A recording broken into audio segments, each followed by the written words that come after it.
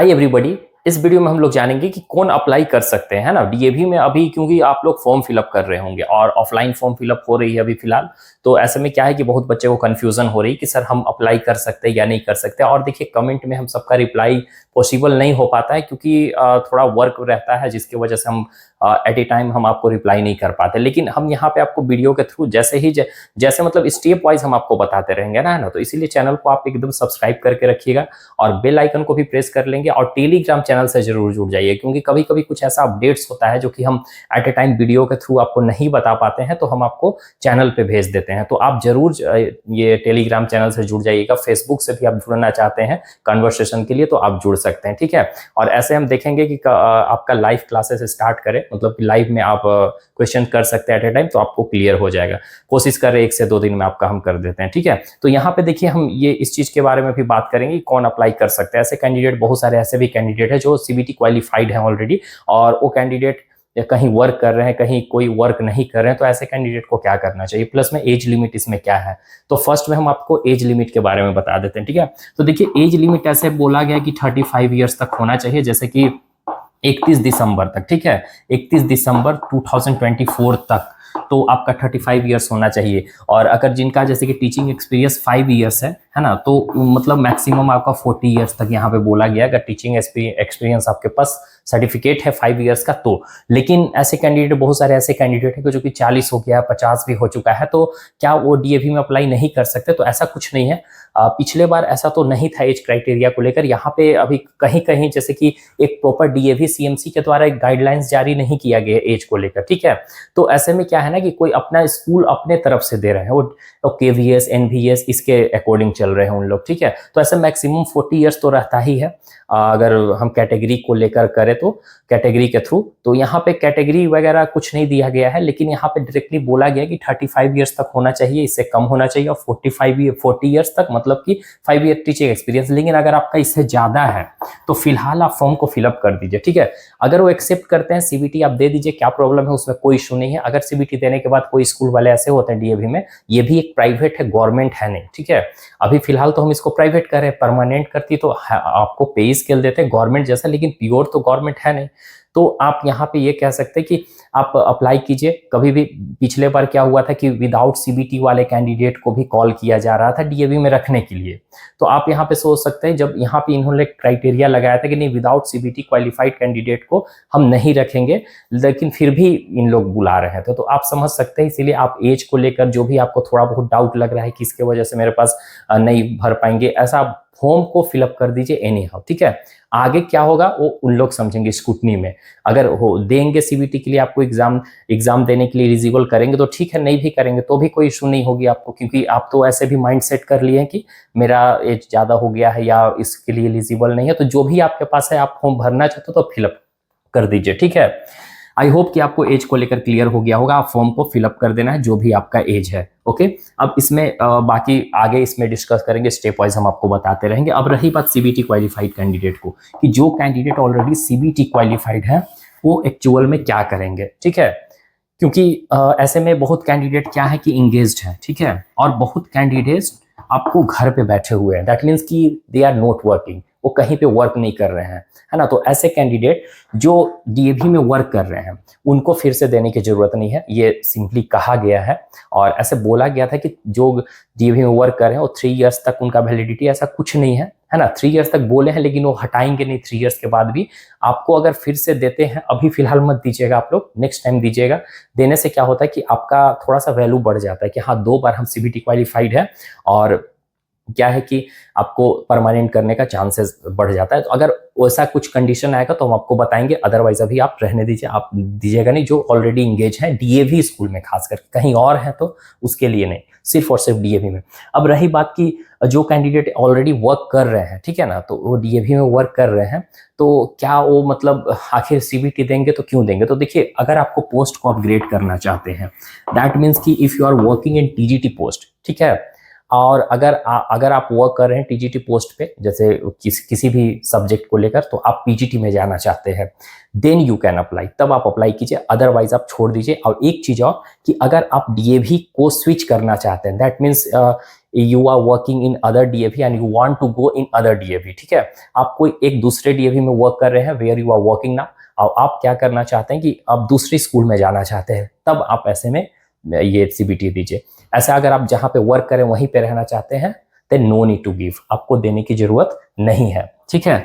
अब बात करते हैं फ्रेशर कैंडिडेट की, कि जो कैंडिडेट फ्रेशर है, दैट मीन्स कि जो अभी फिलहाल सीबीटी क्वालिफाइड है लेकिन उनका कहीं हुआ नहीं है, तो सिंपली इसमें कहा गया है सर्टिफिकेट, आप पेक सर्टिफिकेट में भी देखेंगे नीचे में टर्म कंडीशन दिया हुआ होगा आई थिंक, तो उसमें आपका जो भी जिस दिन रिजल्ट हुआ होगा, दैट मीन्स कि 20 मार्च 2024 को आपका रिजल्ट हुआ है, ठीक है, तो इसी दिन 2025 को आपका वो एक जो पेक सर्टिफिकेट है वो आपका क्या हो जाएगा, एक्सपायर हो जाएगा, ठीक है। तो ऐसे में आपको फिर से देना पड़ेगा।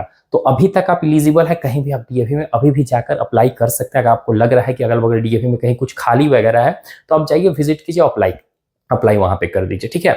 अगर वो रखेंगे तो ठीक है, मतलब आपके पास मार्च तक ऑप्शन है, आप उसमें अप्लाई कर सकते हैं। और हम तो सजेस्ट करेंगे आप सीबीटी के लिए फिर से भरिए अगर डीएवी में जाना चाहते हैं तो, अदरवाइज आप स्किप कर सकते हैं, आपकी मर्जी, ठीक है। तो अब यहाँ पे देखिए एक चीज़ और है कि आप ऑफलाइन फॉर्म जो अभी फिलअप हो रही उसको लेकर बहुत ज़्यादा क्वेश्चंस है ना, मल्टीपल पोस्ट को लेकर भी क्वेश्चंस है कि सर हम नॉन टीचिंग में भी अप्लाई करना चाहते हैं और टीचिंग में भी अप्लाई करना चाहते हैं, तो हम लोग को ऐसे क्या करना चाहिए, तो इसके लिए हम आपको इन्फॉर्मेशन दे रहे हैं, है ना। तो फर्स्ट हम बात करते हैं कि फॉर्म की।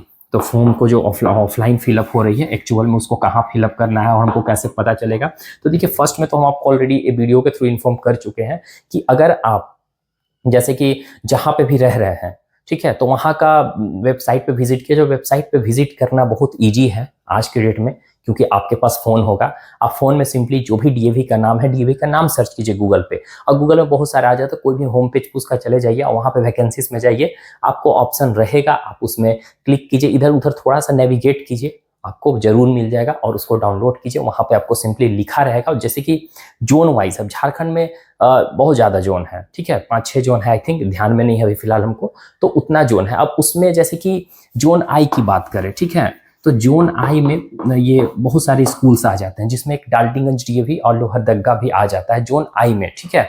अब ऐसे में 2 जगह सेंटर बनाए गए हैं जोन आई में, और भी है जोन एच है, और भी अलग अलग तरह का जोन है यहाँ पे, तो उसमें अलग अलग डीएवी आ जाते हैं, और जोन आई में अलग डीएवी आ जाते हैं, जैसे गढ़वा हो गया, लोहरदगा हो गया, ठीक है, और डाल्टनगंज हो गया, ये सब डीएवी जोन आई में आता है। तो यहाँ मतलब ये भी जो जिसके नज़दीकी में ये स्कूल पढ़ रहा है, जो 2 सेंटर, ठीक है, तो वहाँ पे एक सेंटर बनाएगा, जो कि लोग क्या करेंगे कि यहाँ से भी आपको फॉर्म मिल रहा है, ठीक है। आप अगर डाउनलोड नहीं कर पा रहे तो स्कूल में जाइए, फॉर्म लीजिए और फॉर्म को फिलअप कीजिए और जाके स्कूल में ही जमा कर दीजिए, ठीक है, ऐसे में है। तो ये चीज़, तो आप जहाँ पे रह रहे हैं वहाँ पे देखिए अलग अलग जोन वाइज डीएवी है।